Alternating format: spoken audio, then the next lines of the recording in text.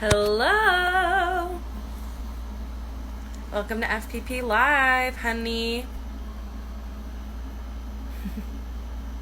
Hope everyone is doing well tonight. So excited to see you. Just wait for some folks to come. And look,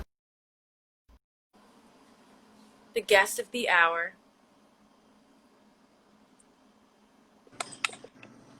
Hello! Oh, snaps. Oh, snaps. I like your hat. Thanks. It's my warrior hat. Warrior hat. Yeah. First, at first I thought you said warrior, like when you worry. And That's now it's I feel it's like all both. my clothes are warrior clothes. It's so good to see you. I got to see you twice today, which is amazing. Man, it's like I'm Um, in Manhattan. what'd you say? It's like I'm in Manhattan. It's like you're in Manhattan. So, for those who don't know you, do you want to introduce yourself? Tell us where you are, what pronouns you use.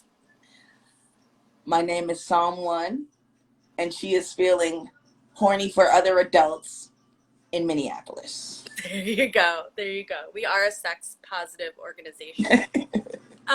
So you just put out volume 2 of your project with Big Silky. Can you tell me what is Big Silky for those who don't know? Big Silky is a collaboration between me and another artist. Her name is Angel Davenport. We were bandmates in another band called Rapper Chicks, and we kind of morphed into Big Silky. Angel and I are an item, so we work from a space of like super love. But it is really a collaboration that naturally happened. We had been doing a lot of music together anyway as bandmates. And then when that band kind of started transforming into other things, we just realized how much music we had. And then after um, we had our, in the Rapper Chicks, we had one of our members pass. She passed away 2 years ago. And we just wanted to keep her legacy, her memory alive by just kind of barring up. She was really big on just rapping over dope beats, and just going hard. So we just did that for her and to pay homage. But then we realized how much music we still have and people love hearing both of us together. So we just kept doing it. Totally. I definitely love hearing you two together. So, a project that really resonated with me that y'all put out was a song called Non-Binary. And so Yes. I'm going to throw up this picture of Hey. you. Unfortunately, my face is covering Angel. Oh, there we go. Now it's not. Oh, For some Angel. reason, Yes.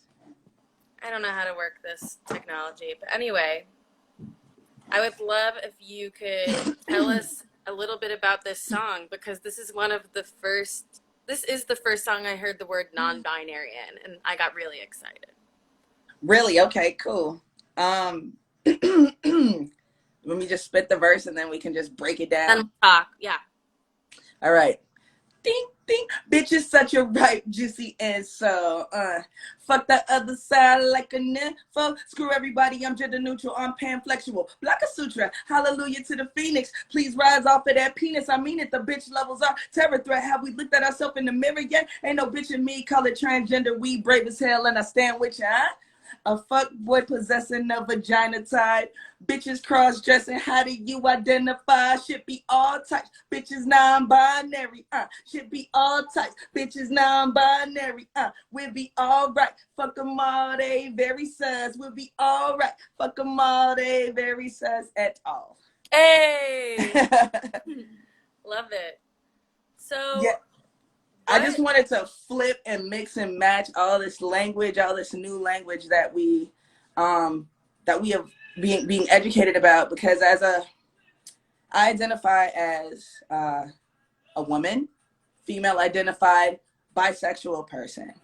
But had I had the language, I think maybe if I were 19, 18, 20 years old, I might be gender nonconforming. Not quite sure. But I did not have that language. It's never Um, too late. It's never too late to I know be. it's never too late, but I think my gender as a woman, I'm just a masculine woman. You know Mm-hmm. what I mean? Like that's kind of where I have laid the like I've done the soul searching. I'm just saying when I was a lot Right. younger, I might have been like, huh. Because when I was Right. younger, when I was 18, I said I was polyamorous, and all my friends slut shamed me. They was like, "You a slut, that's all." But I am poly. You Yeah. feel me? So I have done the soul searching. I just think I'm a masculine ass woman. Cause Yeah. like I really like wearing dresses for like 20 minutes. Like True. I get hell for 20 minutes, boy, but then that's it, you know? You better get the I'm the picture. same way. I'm like, take a picture, let everyone know Yes. I looked hot tonight, then Yes. For 20 put on the minutes. big t-shirt. I feel that for sure. What was the Hell yeah. response to putting this song out? That shit was polarizing because, and which was great. Um, for me, the song is about bitches though. I just want everyone to know that, and the reason I called it non-binary is because I didn't want to put bitch in the title for SEOs. You know what I'm saying? For like search engines. So I was like, I'm gonna just call it non-binary. But the song is about bitches, saying a bitch can be anything you identify with. It is not reserved for females, you know, it's not reserved for any one identifying. It's bitch ain't a monolith, really, is what I was saying. So like bitch Right. could be anything, anybody, but it became almost like a queer anthem. And it was interesting because the video, I don't really doll up so much. You know what I'm Mm-hmm. saying? Like we just discussed that. So me like kind of like dolling up in the video, having Angel literally like look like some good young trade, you know what I'm saying? Like there was, and then we had Show You Suck.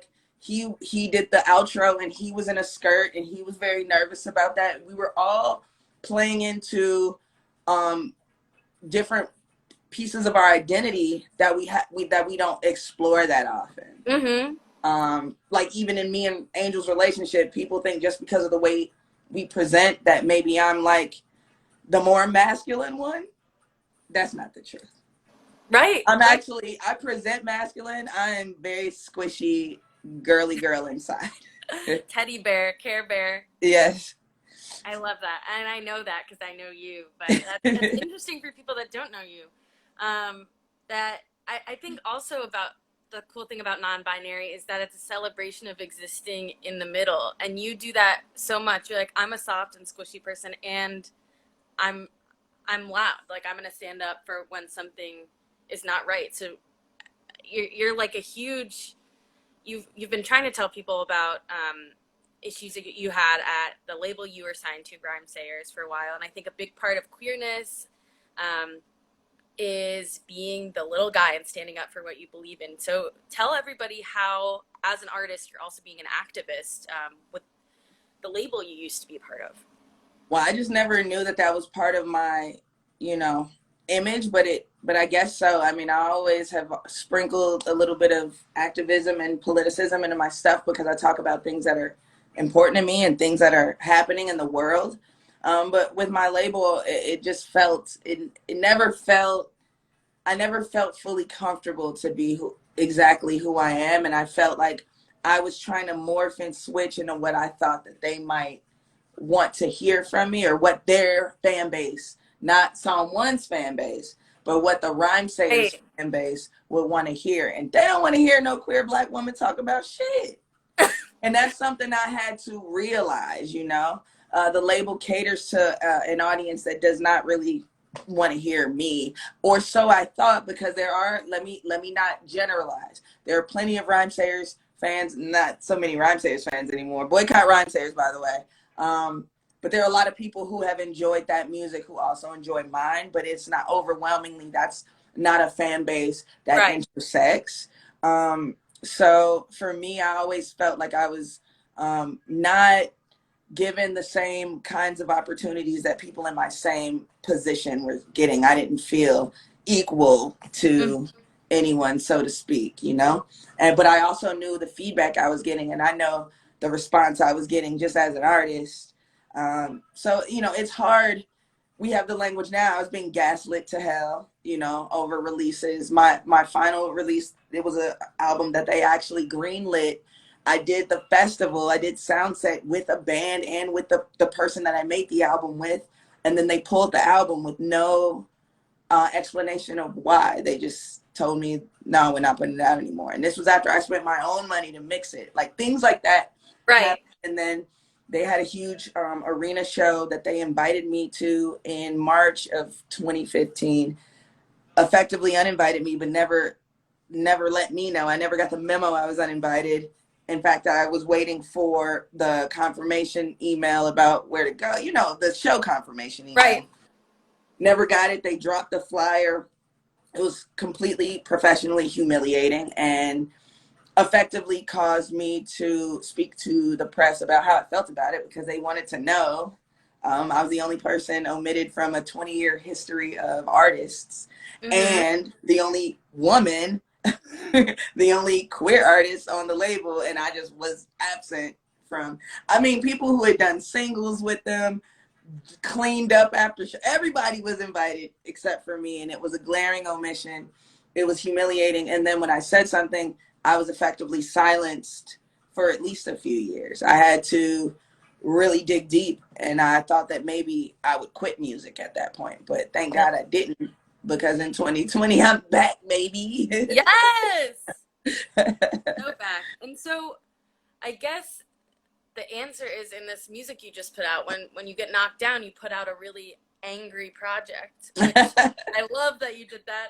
But for queer youth that are kind of just figuring out how to make art and have a platform, how do you bounce back? What's your advice for bouncing back after being gaslit, after being excluded? Because it's hard. It feels like when that happens to me, I feel like I just need to take a nap forever. You know what I mean? hmm But I think if you're talented and believe in your skill, you got to ask yourself if you would do it if you weren't famous, if you would do it if you weren't rich, because with technology, you can just, without technology, you can do it. If I wanted to write a song, I could write a song. The world ain't got to know I wrote a song. Mm-hmm. What are you doing it for? I think that's the question you have to ask yourself, the general you. I think that's the question I asked myself, because for me, an overachiever, I was like, damn, I left the lab for this. I was at a chemistry job. I was fine, you know, to Mm-hmm. give my adulthood, so to speak, to this thing that don't really love me. I love it, right? Hip hop don't love women. Hip hop Right. loves queer women even less, because like hip hop is a male fantasy where you can fuck any woman, and when you even think that you can't fuck her, you know. So Right. that's just the price of admission. Now, obviously, hip hop has grown and is evolving, and we're pushing that forward. Mm-hmm. But you know, hip hop is very unforgiving to women. But I am luckily quite skilled in the raps and the bars. So Yes. for me, that was always my goal, right? To be a dope rapper. That was my first goal ever, and I'm that. So for me, like, Mission accomplished. mission accomplished. That's what I mean. I do it because I love it, not because I need any sort of accolades. And it's funny, when I stopped really caring about that shit, especially during the Rona. The Rona showed me how much all that shit really don't matter. And now I'm getting more interaction than I have in a long time. And I'm just like, I don't even care about this shit so much. I care about Right. fans and supporters understanding what I'm trying to do. The George Floyd uprisings, I'm in Minneapolis. My neighborhood burned down. You know, like we did, like my girl was doing neighborhood patrols. My neighbor was fucking doing neighborhood patrols. I was running a safe space during that time. Like that shit got super real. When Mm-hmm. Nazis, when new age Nazis come rolling down your streets with bad haircuts and rifles, you stop caring about certain things. So for me, music was, it has been a way for me to express some of these things, and it's cool that it's resonating, because I feel as artists, the Rona and you know, the revolutions that are happening in America, it can change your perspective on what's needed. You know. Yeah, completely. I think that was hard for me to understand when I was younger. When you don't see yourself represented in mainstream media as a queer hip hop artist, like, what is your motivation to try it if you don't know you can be it? Like, what kept Yeah. you motivated as a young person? You know, when I'm 40, so as a young person, just seeing a woman rapping, period, was like, holy shit. Sure. When I started rapping like seriously in 20 years ago, I was some people's first. I've had people come up to me and be like, "You're the first woman I've ever seen on stage," and like anytime past 2017, if someone says that, it's like, what? Like, you never seen a What? woman on stage. Right. But 20 years ago, seeing a woman on stage was rare. So like just seeing women doing it, period, was like cool. Cause the queer thing, that was just a no. I can remember when I first signed the big deal that I signed, it came with automatic PR. I had a meeting with this whole PR company, and they were like, "Are you gonna be gay for the world?" And I was like, "Nah. What the fuck is you talking about?" I literally was like, "I'm not trying to be the gay rapper. I'm just trying to be the best rapper." And Mm-hmm. for me, it was really like, I'm the only woman on this label. I just want them to know that I can bar up with anybody on this fucking label. You know, that I have the skill. It wasn't about sex at all. So I didn't want to talk about being bisexual. I didn't want to talk about being sexual, you know? Right. Sometimes I think back and I'm like, damn, what if I were brave enough to do that? But I also know that them motherfuckers is queer phobic as fuck. So Right. it's like, it wouldn't have worked either way. It wasn't necessarily the right fit, but you have to live and learn. But Yeah. for me, it was literally rap to hip hop. The era I came up in hip hop, it didn't fucking matter what you were. You would definitely get ostracized if they knew you were like queer, but you could rap your way out of anything. That's the best thing about hip hop. You could rap yourself out of anything, because some of the dopest rappers to me are gay men Mm-hmm. or trans women, trans men. They get to say the wildest shit because they don't fucking care. Just the act of doing hip hop as a queer person, it's kind of already kind of like rebellious, you know? Totally.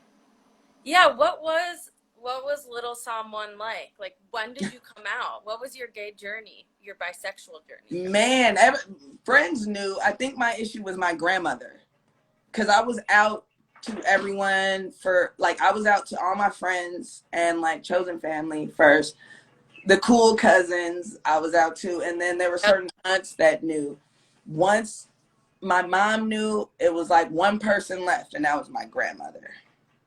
Once she was like, "Baby, Jesus don't like it, but I love you," I was like, "Cool, we good now." So now it's about just my comfort level in hip hop, because people get so preoccupied with you if you're not straight, you know, then it's just like, God, man, I just want to rap, stop talking, you know what I mean? And guys are Right. fucking stupid.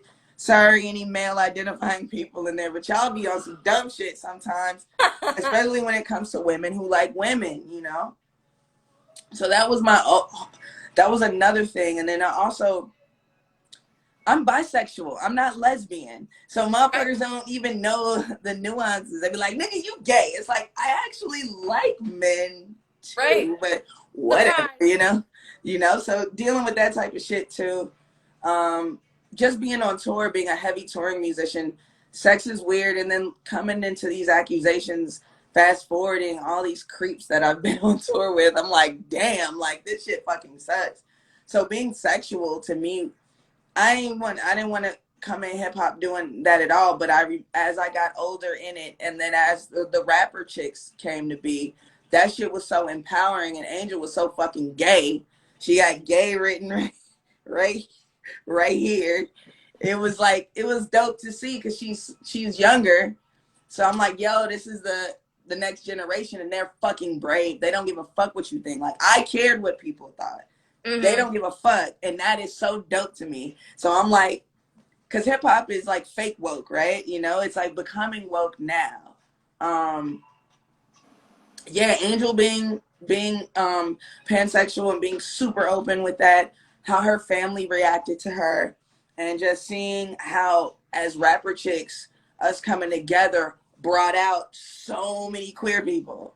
You're like, "Ooh, girl, we love a girl group." You know what I'm saying? So Right. like Right. all the gays was like, yes. So it was, and I never said I was straight. You know, Right. I was like the brother Ali type of like gay. Like, I ain't say I was gay. I ain't say I was queer, but Like, I ain't say I was straight either, you know what I'm saying? what So do people get wrong about, like you said you get grouped under like the gay umbrella a lot. What do people get wrong about bisexual people? Like, what's a common misconception? that you just want to fuck anybody because Mm. it's like you like everybody, you know what I'm saying? It's like I don't, you know, and it's just like I just don't. Um, I just have been attracted to male identifying people and female identifying people. I mean, I've had more relationships with women. I do guys wrong, but I think that's because I'm a rapper. I'm just like, yeah, nah. I mean, I was a tomboy. I was, you know what I'm saying? I'm a chemist. Science is a boys club.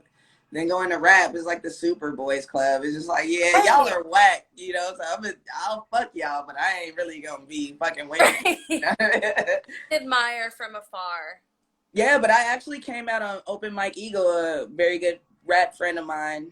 I came out on his podcast. He had a live podcast, Oh, and wow. a fan asked. It was like fan Q&A, and the fan was like, what is your sexual identity, if you don't mind? And I was just like, oh hell no, you just gonna ask that? And I said Right. I'm bisexual, and the fucking crowd roared. I was like, y'all are weird as hell. Like y'all, Yeah. they were like, wow, she's bi. I was like, thanks. Because people want an icon in you. Like, people want their bicon, you know? Bicon, that's me. I call it thigh-con because I have thick thighs. Thigh-con. No. Oh, Thicon. Don't say that. Don't take that 6 people in here. I won't take it. I Hey, won't Eddie take it. Seslowski. Hi, Dad. Oh my god, my dad's here. Love to see it. What else did I want to ask you? What is next for you? We're in the middle of a pandemic. We're in the middle of a civil rights movement, and Mm-hmm. we're in the middle of making art. What is next? All that. All that. You know, I think right now the focus is we're actually collecting donations for survivors in the Twin Cities. There's like a whole resurgence of the Me Too movement in Twin Cities hip hop because there's been a lot of stories and allegations and accusations coming out about people. Some are true, and that's horrible. So we're trying to like get these abusers out of power, and not just be like, oh, we're just going to turn our backs on people that have been called out. Like, what are we doing as a scene to ensure safety for the next generation? Because actually, the green room at a rap show can be a downright dangerous place. Mm-hmm. Dating a rapper can be a downright dangerous thing, and we don't talk about it enough. And there are people who have been irreparably damaged because they love rappers, and that shouldn't be.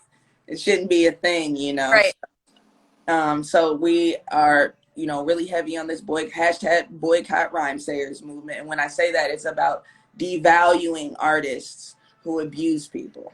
That's it. Right. And it's not every artist on rhyme sayers has been accused of anything, but it is that as a label they have kind of nurtured a culture that is dangerous for women, BIPOC, and queer people. So we want to change that, you know, and so we're doing that. We're also taking donations for survivors. So we're trying to like redistribute funds. We're we're we're making music. That's, you know, like I want to talk about the music because that's always going to be a thing. Like if 2019 showed me anything, is that I know how to make music on my own and have it be something that I'm very proud of. And Yes. 2020 showed me anything is I can finish projects in a pandemic. So as long as my mental health and my inspiration inside is enough for me to have an output, then I'll do that. I won't say, I can't promise anything. I think I spent a lot of my career, early in my career, I'll say pre rhymes, you know, pre Rhyme Sayers Fallout, pre 2015. I spent a lot of time promising shit, you Mm-hmm. know, and I don't promise anymore. I just do. And that has been fulfilling for me. Like I am a musician. I am an artist. I like when people say like I'm an aspiring this. It's like, do you do it? Yeah, okay, then that's what you are. Then, you know, like an aspiring writer. It's like, what is that? Right. Do you write? I'm thinking about it. I'm thinking about it. I've been thinking about it a long time. I just ain't did it yet, you know? I think it's hard if people have been told they won't be successful in a sphere though. Like if there's like a Right. young queer kid that's like, I don't think I can do it, so aspiring might feel safe. Sure. Sure. Because they don't want to, they want, if they're whack, is they can be like, Or well, if they I really do it. You know what I'm saying? I mean, I right. get that. So, but I just it is, feel I feel for them because I was that too, you yeah, know. me too. That's what I And you just too. said it. I said the reason I still rap is because I have people who encourage me. Because if I was whack and someone said it, even if someone told me I was whack and I wasn't, like I'd probably still stop if I was a young kid who didn't have a support system. But you know, when I put out now, the last time I got privy to somebody saying I was whack was after I put out non-binary. I got dragged in a Facebook group of yeah, I don't know what they identified as, but I got dragged. They were like, she fucking sucks. And I was like, what? So like it's crazy because with rap music, you're supposed to automatically think that like you're supposed to automatically think that you're the best. You feel me? So like people saying each other's whack is like just a thing. But I would say to anyone who feels like they're shitty is like you're supposed to be shitty at first. Mm-hmm. You know what I Totally. mean? Like I listen to my old raps and I'm like, ooh, Jesus. Like some people might be like, this is great. I'd be like, ooh, that's terrible. You know what I mean? Just some of the things I was doing, even if it was good music to some people, to Mm-hmm. me, it just, oh, that's me trying things out, you know? So I would say to anybody who's terrible or maybe even just think they're terrible at something, just to keep doing it because you're not going to be great at everything. Like, that you just pick up, like, you know what I mean? Right. Mm-hmm. Gotta So practice. Gotta be yeah, bad at it first. and yeah, you got to be bad at it till you get good. Now, if there's years and years, and like you're not good, then maybe we need to reassess. I think making art is never a bad thing. No, but I'm saying from the scope of if you're trying to market and promote it, just Oh, doing it. Shit, I'm bad at a lot of things, and I still do them, and they're fun. right. You know what I mean? I'm terrible at singing. I sing all the time. Amazing. Are you gonna sing for us here exclusively? I sang already. That Okay, was that's my true. version. That's true. You know, That's I'm true. not gonna embarrass myself and have everybody saying I'm whack. I would never say that to you. So you are going to be teaching with us soon. We're about to drop this program list for the second half of the summer soon for our queer youth, and you're going to be teaching as a part of our music songwriting and music production. Yes. Can you give us a little preview of some of the advice you think you'll offer on the rap side and how to make a hip hop song? Have you ever seen the reality show Dance Moms? Yes. I'm Abby all the way, baby. Are you? I'm kidding, no. I was like, no, you're not. No, not at all. You're the Um, opposite of Abby. I feel like I usually just try to do quick icebreakers with students and see like kind of what they like. Part of like some of the I like going the fun route. A lot of sometimes artists who do like residencies or do like teaching, like there's different styles. Like I have a style like what do you like, what are you into, and I like making raps about that for people who haven't done it before or want some sort of like instruction, because it's something, if you get excited about it, I feel like it's easier to write about. And I want, you know, like because some like another style is like, what is the most pressing issue of the day? Let's do a George Floyd rap, you know? Mhm. And it's like that is something too. You can get emotion out of people and get people to write very poignant things. I find that students that write about that type of stuff, because I go in underserved areas a lot and kids talk about their friends dying and the police and shit. I'd be like, whoa, I didn't think you was about to get Tupac on me, you Right, know?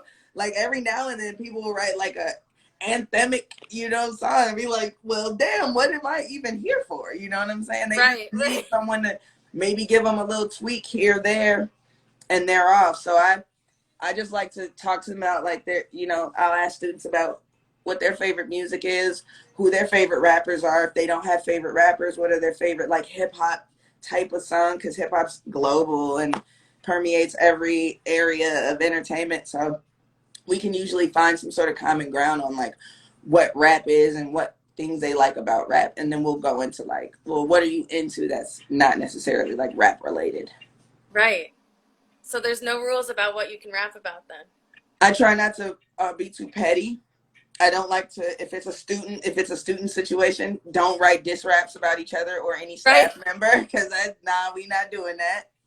I love I that. push, I very strongly suggest food raps, but no one ever really does them. Food. Oh man, I love food. I want cheeseburger, cheese fries wraps. I always Yes. hint cheese fries. No one ever writes cheese fries wraps. My favorite rap line of yours, I love fresh mango, tofu covered in panko. And it just like rolls off the tongue and then you're hungry for it. I'm like, Yeah, you're like, that doesn't sound delicious bad. line. Vegan for the vegans, you know. For the vegans, we love. I remember you used to have a vegan junk food podcast. You've done so many things. Yeah, man, the moral vegan is still in limbo, but because like I was gonna do that heavy, and then I got inspired to do music. I started the moral vegan because I love food forever, even if I'm not gonna be inspired by music. Right. Be inspired by a tasty treat. So, you know, me and your dad just speak all day about veganism. I fell off the vegan wagon as soon as the Rona hit. So Me too. I mean, this is not a talk show about food at all, but I think you gotta right now do what feels good. And for well, me, that meat don't feel great, but it tastes good. yeah, but like, you know, like control and like diet, like you just gotta do what feels good for you. And Yeah. like, same with music. Like, I have not felt like I needed to create right now, and it's hard for me to create. So why push what doesn't feel good? But although Don't I force love it. creating when I'm with the Future Perfect Project and with a bunch of queer youth, and it's so inspiring. Like, Yeah. creating a group, I think you're really gonna love everybody. Yeah, I always love workshops, so I'm excited to do one virtually because it's the same ideas. And Right. it's the same thing you just said. Like, part of the reason I did Don't Get Lazy Now and Non-Binary and just went on to do more stuff is because we've been working on Angel's album. Like, we came to Minneapolis too, yes, kind of get away from the scene, get a change of pace, but also to find a different perspective and start working on Angel's solo stuff. And through working with her stuff, I got inspired to do my own. So, Totally. you know, that's collaborative efforts of music makes it, I think, way more fun if you can find people that you love creating with. Absolutely. Okay, I got one more question for you, and then Okay. we'll say goodnight. Well, no one has to go to bed after this. More like Go to bed, guys. Watch our respective Netflix shows after this. What? No, watch A Very Silky Show on YouTube. Sorry, A Very True, Silky Show on YouTube. plug. Boycott Netflix, actually. Damn. What is we are the Future Perfect Project. Yes. So what is your perfect future? Man, you know what? It's higher standards in the entertainment industry across the board.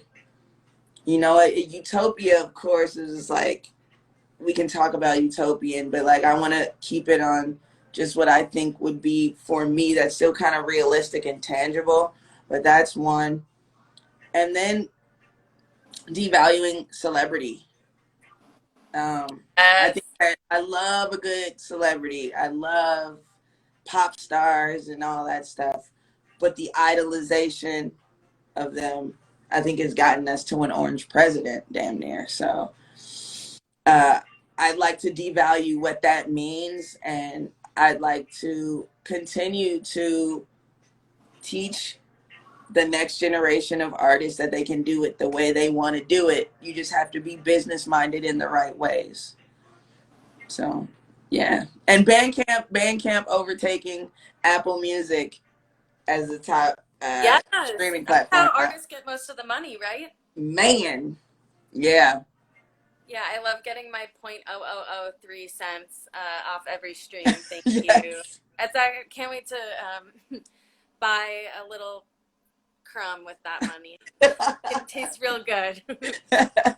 Well, someone, it's been great to talk to you as always. Everybody Always a follow pleasure. someone on Instagram, someone.bandcamp.com, and Yep. check out Big Silky Volume 2. And if you're queer and you are between the ages of 13 and 19 and you want to make your own music at home, you can. If you want to make a hip hop song, you can. Someone's going to teach us how. And Sam's item partner and creative collaborator, Angel Davenport, is also going to teach you how. Yep. We have so much summer left to have fun and be unapologetically ourselves and queer and loud and eat all the vegan junk food we want. Yes. Well, I love you. Thank you so much for joining us, and I'll talk Love to you you later. too. Bye, Bye. buddy.